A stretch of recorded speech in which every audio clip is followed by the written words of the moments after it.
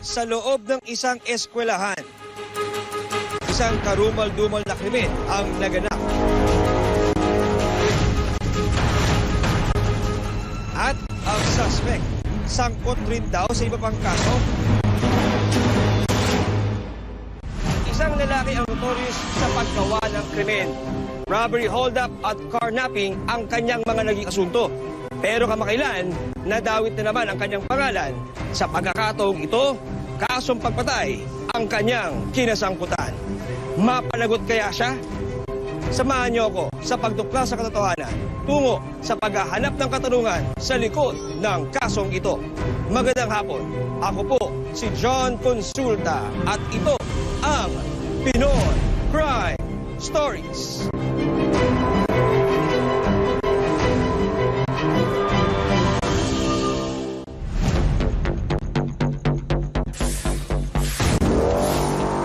Uy, aga mo ah. Late na nga eh. Teka, i-check ko lang muna yung mga classrooms.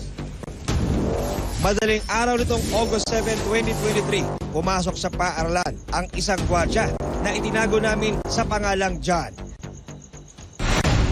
Mga Ricky! Ano nangyari sa inyo? Tulong! Tulong!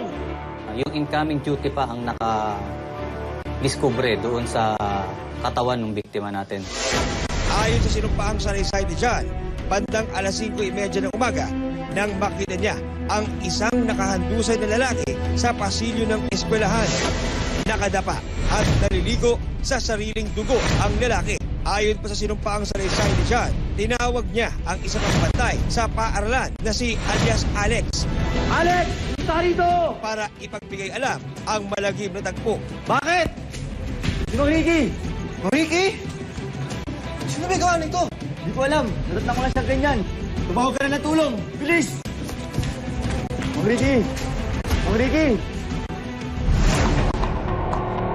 Noong August 7 this year kasi, around 8 o'clock a.m., naka-receive kami ng tawag sa PS1 regarding sa natagpuan na patay na tao doon sa loob ng eskwelahan. Okay. Matapos namin kuhanin yung mga information regarding sa incident, agad naman kaming nagtungo sa pinangyarihan para mag-conduct ng investigation.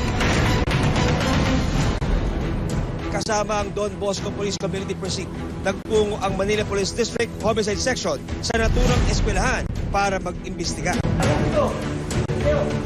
Ang biktima, kinalalang si Ricky Dasco, 55 years old, at nagtatrabaho bilang administrative aide sa paaralan.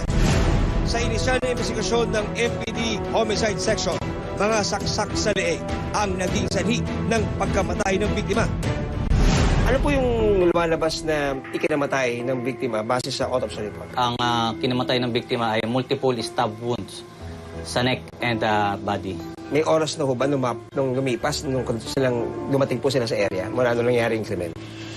Sa kanilang pagsusuri, medyo may 2 o 3 oras, 4 na oras, mga ganun po yung ating initial na sa investigation na lumabas. Nakitaan din siya ng defense wounds sa katawan. Palatandaan na nanlaban ang biktima sa suspect. Banson, check natin yung CCTV sa labas, baka may nahagip. Sir, yung sinasabi si ma'am tungkol kay Alex. Sino ang walang awang pumatay sa biktima sa loob mismo ng pinapasukang eskwelahan?